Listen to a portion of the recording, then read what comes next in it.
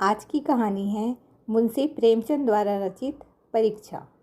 जब रियासत देवगढ़ के दीवान सरदार सुजान सिंह बूढ़े हो गए तो परमात्मा की याद आई। जाकर महाराज से प्रार्थना की कि दीनबंधु दास ने श्रीमान की सेवा 40 साल तक की। अब मेरी अवस्था भी ढल गई, राजकाज संभालने की शक्ति नहीं रही। कहीं भूल चूक हो जाए तो बुढ़ापे में दाग लगे, सारी जिंदगी की नेक नामी मिट्टी में मिल जाए। राजा साहब अपने अनुभवशील नीति कुशल दीवान का बड़ा आदर करते थे। बहुत समझाया, लेकिन जब दीवान साहब ना माने तो हारकर उसकी प्रार्थना स्वीकार कर ली। लेकिन शर्त यह लगी कि रियासत के लिए नया दीवान आप ही को खोजना पड़ेगा। दूसरे दिन देश के प्रसिद्ध समाचार पत्रों में यह विज्ञापन निकला कि देवगढ़ के लिए एक सुयोग्य दीवान की ज़रूरत है। जो भी सज्जन अपने को इस पद के योग्य समझे वे वर्तमान सरदार सुजान सिंह की सेवा में उपस्थित हो। यह जरूरी नहीं कि वो ग्रेजुएट हो, लेकिन हिष्टपुष्ट होना आवश्यक है। मंदाग्नि के मरीज को यहाँ तक कष्ट उठाने की कोई ज़रूरत नहीं। 1 महीने तक उम्मीदवारों के रहन सहन आचार विचार की देखभाल की जाएगी। विद्या का कम किंतु कर्तव्य का अधिक विचार किया जाएगा। जो महाशय इस परीक्षा में खरा उतरेगा उसे इस उच्च पद पर सुशोभित किया जाएगा। इस विज्ञापन ने सारे देश में तहलका मचा दिया। इतना ऊंचा पद और किसी प्रकार की कैद नहीं, केवल नसीब का खेल है। सैकड़ों आदमी अपना अपना भाग्य आजमाने के लिए चल पड़े। देवगढ़ में नए नए और रंग बिरंगे लोग दिखाई देने लगे। प्रत्येक रेलगाड़ी से उम्मीदवारों का एक मेला सा उतरता। कोई पंजाब से, कोई मद्रास से, कोई नए फैशन का प्रेमी, कोई पुरानी सादगी पर मिटा हुआ। पंडितों और मौलवियों को भी अपने भाग्य की परीक्षा करने का अवसर मिला। बेचारे सनत के नाम रोया करते थे, यहाँ उसकी कोई ज़रूरत ना थी। रंगी इमामे, चोगे और नाना प्रकार के अंग रखे और कंटोप देवगढ़ में अपनी सज-धज दिखाने लगे। लेकिन सबसे ज़्यादा संख्या ग्रेजुएटों की थी, क्योंकि सनत की कैद में न होने पर भी सनत से पर्दा तो न ढका रहता है। सरदार सुजान सिंह ने अपने इन महानुभावों के आदर सत्कार का अच्छा प्रबंध कर रखा था। लोग अपने अपने कमरे में बैठे हुए रोजेदार मुसलमानों की तरह महीने के दिन गिना करते थे। हर एक आदमी को अपने जीवन को अपनी बुद्धि के अनुसार अच्छे रूप में दिखाने की कोशिश करता था। मिस्टर 9 बजे दिन तक सोया करते थे। आजकल वे बगीचे में टहलते हुए उषा का दर्शन करते थे। मिस्टर ब को हुक्का पीने की लत थी। आजकल बहुत रात गए किवाड़ बंद करके अंधेरे में सिगार पीते थे। मिस्टर द, स और ज से उनके घरों पर नौकरों के नाक में दम था। लेकिन ये सज्जन आजकल आप और जनाब के बगैर नौकरों से बातचीत नहीं करते थे। महाशय नास्तिक थे, हक्सक्ले के उपासक, मगर आजकल उनकी धर्मनिष्ठा देखकर मंदिर के पुजारियों को पदच्युत हो जाने की शंका लगी रहती थी। मिस्टर ल को किताब से घृणा थी, परंतु आजकल वे बड़े बड़े ग्रंथ देखने पढ़ने में डूबे रहते थे। जिससे बात कीजिए वह नम्रता और सदाचार का देवता बना मालूम होता था। शर्मा जी घड़ी रात से ही वेद मंत्र पढ़ने में लगते थे और मौलवी साहब को नमाज और तलावर के सिवा और कोई काम न था। लोग समझते थे कि 1 महीने का झंझट है, किसी तरह काट ले, कहीं कार्य सिद्ध हो गया तो कौन पूछता है। लेकिन मनुष्यों का वह बूढ़ा जौहरी आड़ में बैठा हुआ देख रहा था कि इन बगुलों में हंस कहाँ छिपा हुआ है। एक दिन नए फैशन वालों को सूझी कि आपस में हॉकी का खेल हो जाए। यह प्रस्ताव के हॉकी के मंजे हुए खिलाड़ियों ने पेश किया। यह भी तो आखिर एक विद्या है, इसे क्यों छिपा रखे। संभव है कुछ हाथों की सफाई ही काम आ जाए। चलिए, तय हो गया। फील्ड बन गई, खेल शुरू हुआ और गेंद किसी दफ्तर के अप्रेंटिस की तरह ठोकरें खाने लगी। रियासत देवगढ़ में यह खेल बिल्कुल निराली बात थी। पढ़े लिखे भले मानुस लोग शतरंज और ताश जैसे गंभीर खेल खेलते थे। दौड़ कूद के खेल बच्चों के खेल समझे जाते थे। खेल बड़े उत्साह से जारी था। धावे के लोग जब गेंद को लेकर तेजी से भागते तो मालूम पड़ता था कि कोई लहर बढ़ती चली आती है। लेकिन दूसरी ओर से खिलाड़ी इस बढ़ती हुई लहर को इस तरह रोक लेते थे कि मानो लोहे की दीवार है। शाम तक यही धूमधाम रही। लोग पसीने से तरबतर थे।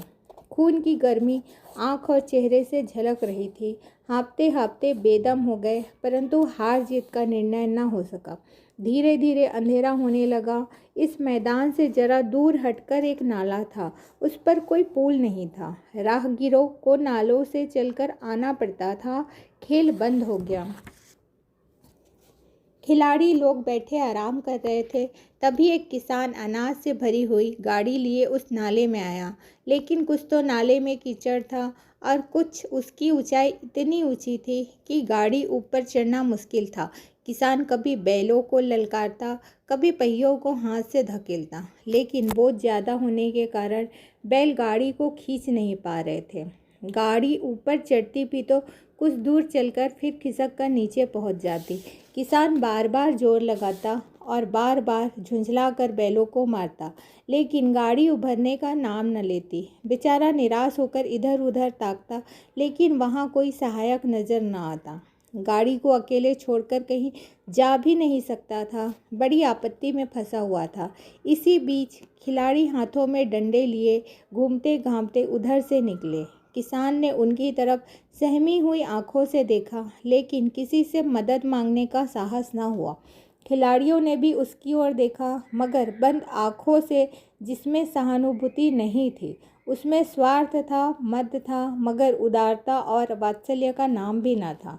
उसी समूह में एक ऐसा नौजवान युवक था जिसके हृदय में दया थी और साहस था। आज हॉकी खेलते हुए उसके पैर में चोट लग गई थी। लंगड़ाता हुआ धीरे धीरे चला आ रहा था। तभी उसकी नज़र गाड़ी पर पड़ी। वह गाड़ी के पास जाकर ठिठक गया। उसे किसान की सूरत देखते ही सब बातें ज्ञात हो गई। डंडा एक किनारे रख दिया, कोट उतार डाला और किसान के पास जाकर बोला, बाबा, मैं तुम्हारी गाड़ी निकाल दूं? किसान ने देखा एक हट्टा कट्टा नौजवान सामने खड़ा है। बोला, हुजूर, मैं आपसे कैसे कहूँ?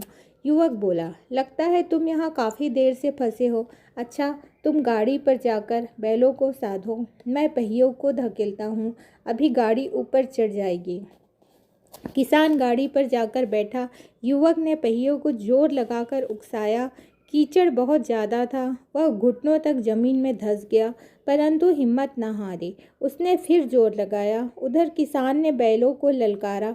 बैलों को सहारा मिला, हिम्मत बन गई। उन्होंने कंधे झुकाकर एक बार जोर लगाया तो गाड़ी नाले के पार हो गई। किसान युवक के सामने हाथ जोड़कर खड़ा हो गया और बोला, श्रीमान, आपने आज मुझे उबार लिया, नहीं तो सारी रात मुझे यहीं बैठना पड़ता। युवक हंसते हुए बोला, अब मुझे कुछ इनाम दोगे? किसान ने गंभीर भाव से कहा, भगवान चाहेंगे तो दीवानी आपको ही मिलेगी। युवक ने किसान की तरफ गौर से देखा। उसके मन में एक संदेह हुआ, क्या यह सुजान सी तो नहीं? आवाज़ जानी पहचानी लगती है, चेहरा मोहरा भी वही। किसान ने भी उसकी ओर तीव्र नज़रों से देखा। शायद उसके दिल के संदेह को भाप गया। मुस्कुरा कर बोला, श्रीमान, गहरे पानी में बैठने से ही मोती मिलता है। निदान का महीना पूरा हुआ। चुनाव का दिन आ पहुंचा। उम्मीदवार लोग प्रातः काल से ही अपने किस्मतों का फैसला सुनने के लिए उत्सुक थे। दिन काटना पहाड़ हो गया। एक एक के चेहरे पर आशा और निराशा के रंग आते थे। पता नहीं आज किसके नसीब जागेंगे, न जाने किस पर लक्ष्मी की कृपा दृष्टि होगी। संध्या समय राजा साहब का दरबार सजाया गया। शहर के रईस और धनाढ्य लोग, राज्य के कर्मचारी और दरबारी तथा दीवानी के उम्मीदवारों का समूह सब रंग बिरंगी सज धज बनाए दरबार में आ विराजे। उम्मीदवारों के दिल धड़क रहे थे। तब सरदार सुजान सिंह ने खड़े होकर कहा, मेरे दीवानी के उम्मीदवार महाशयों, मैंने आप लोगों को जो कष्ट दिया उसके लिए मुझे क्षमा याचना। अच्छा, इस पद के लिए ऐसे व्यक्ति की आवश्यकता थी जिसके हृदय में दया हो और साथ साथ आत्मबल। हृदय वह जो उदार हो, आत्मबल वह जो आपत्ति का वीरता के साथ सामना करे।